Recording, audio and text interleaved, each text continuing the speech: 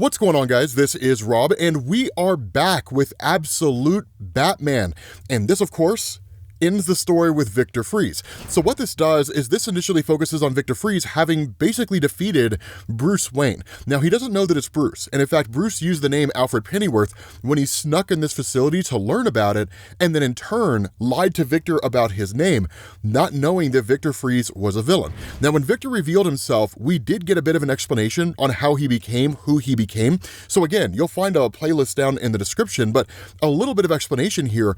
Essentially, Victor Fries as a child was struggling with an illness, and his parents, being glaciologists, people who study ice, had come across this ice that seemed to have healing properties. So they confined Victor as a child within this ice and kept him frozen for a pretty lengthy period of time. When he emerged, he appeared to be cured, but what it turned out was that the actual bacteria in the ice that was thought to be a cure was actually a corruptive entity, and it actually started to corrupt him, started to permeate him, and to the point that he just kind of became obsessed with pain, and his mind was twisted, and then turned on his parents and froze them. And so ever since then, he's just basically been a villain. So a very different story from what you're used to regarding his wife Nora having an illness, and then him freezing her, and then testing on himself in order to find a cure, and different things like that. But the thing about this is that he also has very different powers from the Victor Fries that we're traditionally familiar with. And we'll talk about that here in a second. But his intention with capturing Bruce is made clear right off the bat, because he says, "Good, I hope you enjoyed your rest. There won't be any sleeping in the ice after all. The pain won't let you." And he says, "That's right, look around," right? Because Bruce starts kind of looking around his surroundings, and he says, "You're in high company. There's some of Gotham's wealthiest members of the Powers family, the Gates. All of them came here at the end of their lives, believing the ice would be an escape, one they could take to find everything fixed and forgiven on the other end. But the ice is not salvation. It's the memory of all we want to forget. It's vengeance." Now, here's the thing to understand, right? He's talking metaphorically here, right? The ice does inflict pain, but it's not some entity that forces you to like relive your own past. It's simply one of these things that when you're stuck in here, you don't sleep. Your body kind of goes into a reduced state, but you're awake the entire time, and you have nothing to do but think. And over time, you will start to focus on your regrets. Seemingly, the mind can't help but do that within the absolute universe, and maybe in general. I don't really know enough about psychology to know, but the result is that you're really just gonna kind of be tormented by your own past as you're stuck in here. And so that's why he says, as your temperature drops, you might feel a burning. Hypothermia scrambles the brain's thermoregulation. It's why many people freezing to death remove their clothes.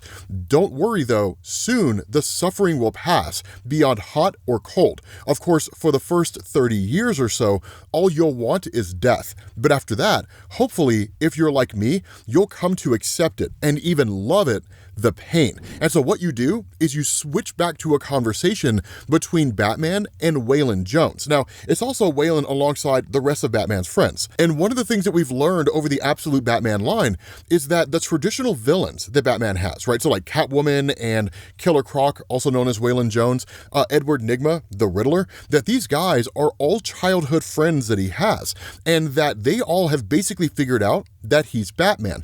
The kicker about this is that at the end of the last story arc with the Black Mask, Bruce Wayne just kind of recklessly jumped out of this helicopter to face off against Black Mask and defeat him, knowing there was a better than fair chance it was a one-way trip.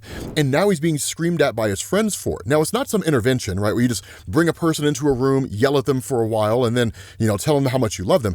It's one of these things where they're trying to communicate a specific message. And so as this goes down, Bruce literally tells Waylon, "Don't make me hurt you," right? And Waylon says, "You can try, but if you leave now, you're no better than Matches was." And the question of Bruce is like, what is that supposed to mean? And the response of Waylon, "It means that you're a coward, and Batman is too." Now, Matches, the person that he's talking about, was the one who initially fed information to Bruce that set him on the path of finding Victor Fries in the first place. And so kind of switching back to Bruce for a moment as he undergoes this entire process, he says every single cell shrieks. There's no room for anything else anymore. No feeling but this. No thought but this. I am nothing but agony. Literally, all he feels is pain. And so that's why you kind of switch back to this moment again. And Bruce says, but like, I'm a coward, right? And the response of Waylon, yeah, you are. See, Ozzy told us how you went at Black Mask, jumping on the boat with no way off. And that was a suicide mission, just like this one, because this whole meeting takes place before Bruce goes to visit Victor Fries in the first place and figure out what's going on here. He knows that there's something nefarious happening. He just didn't know what it was. But again, his friends are screaming at him here, because what Waylon says is, just like Matches Malone, every dare that he took, it's because he could never forget it, Bruce. He could never get past it. Your dad going back for him being the last one in the door. Matches blamed himself for your dad staying out there instead of coming inside with all of us. And where Bruce interjects and he says, my dad stayed out because it was the right thing to do. The response of Waylon is, we all know why he stayed out there, but Matches felt it was his fault, just like you do, because you got us the trip to the zoo in the first place. All these years, he let it eat him up until he was down to zero. Absolutely nothing. And that's where Waylon looks at Bruce and he's like, but you're not there, are you? Now, to provide some context here, for those of you guys who are unfamiliar with Absolute Batman and are just now getting caught up, Bruce Wayne's parents didn't die in the traditional sense. In fact, his mother's still very much alive, and she's a social worker. That Bruce had won an engineering contest, and the class was sent to the zoo as a reward for winning this engineering contest. There ended up being a shootout at the zoo. Now, we still don't know all the details behind it, if it was just a random act of violence or if it was planned with some larger purpose in mind. But when the shooting started, Bruce's father grabbed all the kids and just took them into an exhibit. But as we're learning here, Matches Malone, one of Bruce's oldest friends, was actually the last one in. So Bruce's father goes running back out. And that was seemingly the reason why his father was killed, right? He died trying to protect a student. Now, it was the honorable thing to do, and it was the brave thing to do. But at the end of the day, it was still the death of his father. And so where Matches blamed himself in the same way that Bruce does, they took two distinctly different paths that where Matches just kind of descended down into drug and alcohol addiction, that for someone like Bruce, he was initially trying to figure out a way to make Gotham City better, but without any real direction and without anyone to really teach him how to effectively do that, he was essentially flying by the seat of his pants. Combining that with the guilt he felt over his father's death, yeah, it was a recipe for disaster, and it was only a matter of time before he got himself killed. Now, we'll figure out why he doesn't, but at this point, we jump back to Victor Fries, because again, one of the things that we've learned here is that Absolute Joker is kind of behind all of this. We don't know to what extent. We've only seen him twice, and it's been two small glimpses, but we've been given enough context by Scott Snyder to know he's kind of the mastermind pulling the strings behind Black Mask's initial attempt to take over Gotham City, to corrupt it, spiral it into chaos, and make it easy to conquer, as well as all these other things that are happening around the world. The building of Ark M, not really Arkham, but Ark M, as this kind of facility, a prison off the coast of these major cities that's being used for human experimentation for any number of purposes. And so Victor Fries is playing this role, right? He's a member of all of this. And so when he initially talks to some disembodied voice, which is clearly the Joker, the question is asked, how in the world is he able to provide so much information on the DNA of Gotham's citizens? Kind of the bit of information revelation that led Bruce to Victor Fries in the first place. And that's where Fries says a bacterium that died off 100,000 years ago, untraceable. And the snowfall that Victor created, the marker is in the crystals. Anyone whose skin it touched should already be fully readable. And that's where this voice says, we're uploading data, but I'm looking at over 92% of the city's population right now. Coherent genetic profiles. Well done. And no one gave you any trouble over the Malone man. And the response of Victor? Nobody worth mentioning. Now, this is a very important revelation here, because if the Ark M facilities are designed by the Joker for the purpose of experimenting on people, then the best way to get a jump start on that human experimentation is to understand the DNA of the people you're going to be experimenting on. So instead of bringing these individuals in one by one and then scanning their DNA and testing their DNA and all that kind of stuff, you have someone like Victor Fries who manufactures snow using a long dead bacteria that's since been revived to essentially make contact with people and upload their DNA, quite literally, to the cloud. And this is where you kind of start getting into references to Victor Freeze's traditional powers, at least from Batman Eternal, versus what you see here. Because of course, Batman shows up on the scene, right? Bruce just kind of escapes these confines through sheer will alone.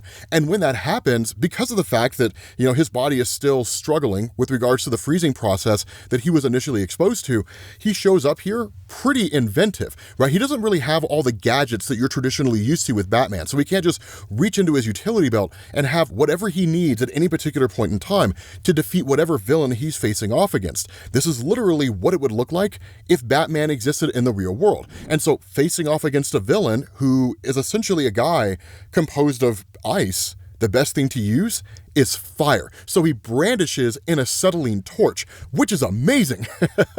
But that's where Batman comments, and he says he's fast, and your body temperature cannot be above 96 yet, still hypothermic. Blood feels like slush. So Victor's too fast for me, at least too fast right now. So the best countermeasure is to slow him down. But he also says Victor's strong. Ice is woven into his muscle tissue, petrified, fibrous. Now again, this is a difference because in Batman Eternal, for example, one of the things that we learned is Victor Freeze has the ability to freeze people by touching them. And so that's why you see these references to the snowfall created by Victor that literally touches people's skin and then passes information on. Now, of course, this Victor being much stronger, much faster than the Victor that we're traditionally used to, doesn't seem to have the ability to freeze people by touching them. So it's kind of a trade-off, and it's a far more grounded version of the character that we're used to.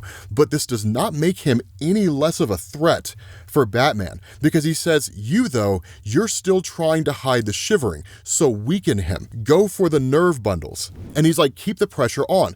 Do not let Victor Freeze get the upper hand. But the problem is that he does. And in fact, he just throws Batman into a wall. And literally Batman says, like, my rotator cuff is shot. I can feel 2 ribs splintering as I breathe. But he continues to taunt. He continues to give this illusion that Victor Freeze never got the upper hand of him. The other part of this is the way that Victor moves, right? Normally Victor Freeze is just a dude who walks around like a regular human does. This guy's crawling on things. He's almost insect-like in terms of his appearance and the various abilities that he possesses. And so Victor Freeze says, nice, it seems like you love pain too. You're in good company here. And he presses a button. And one of the things that you learn here is all these individuals who have been exposed to his freezing process, it wasn't simply just cryogenically freezing them and then forcing them to live through decades of pain and suffering. It was converting them. It was turning them into versions of himself. And so while Batman's dealing with this, you kind of go back to this monologue between Waylon Jones and Bruce, where Waylon asks, I need to ask you something. Do you want to die? And Bruce asks him, like, what are you talking about? And he says, you heard me, Bruce. Do you want to die? Is that all Batman is? It's you back at the zoo, standing outside the door instead of matches this time. And he says, because your dad, he did not want to die. And it was not his death that made him a hero. It was his life. That's the hard part. That's the most difficult part of all of this. Getting through, not letting life crush you. But that's what we do here in Crime Alley. We are survivors. And in a lot of ways, that's true. And that's the difficulty you run into when you have someone who's in a very, very dark place where they're considering alternates to living. The reality is a very, very selfish decision to make because everybody has someone around them that cares about them, that loves them, that values them. And so to take such a selfish action, right, to just throw yourself, willingly into the gaping maw of oblivion because of the fact that life is just too hard, it's a lazy way out. To live is to struggle, but it also means to love, and it means to find friends. It's why having people around you that love you is so important, because it gives you people to reach out to, that in those times when life is too hard for you to handle on your own, other people can help you stand up again so you can get back out there, even carry you along a little bit if you need it. And Bruce Wayne, in a lot of ways, following the death of his father, cut himself off to the people around him. He cut himself off to the people who loved him. Yes, they were there, and yes, he would talk to them, but there was always that kind of invisible barrier between him and them. No one could ever really get quite through. And so in these instances where Bruce becomes Batman and just starts throwing himself recklessly out there, right, taking suicide missions and things like that, it pisses off the people that love him. Rightfully, it makes perfect sense because they don't want to see their friend and their family really just like throw himself into oblivion, right? Potentially get himself killed in an act of recklessness to somehow be the hero he imagined his father being, all the while misunderstanding what it was that made his father a hero in the first place. And so that's why Wayland says Batman has to be a survivor as well, because to live means to continue being Batman. And to be Batman, you can have a far greater impact on the city than you can if you're dead. And so that's where Bruce, kind of thinking back to this moment, gets a second wind, because he's surrounded by like all these Victor Free zombie type guys. And as easily as they are to take out, for every one he destroys, like another one comes running. So it's a battle of attrition, right? In any moment before this conversation with Wayland, he would have just kept on fighting, right? He would have become weaker and weaker and weaker, and then Victor Freeze would have killed him, right? So he would have just gone out swinging in some misbegotten, honorable way.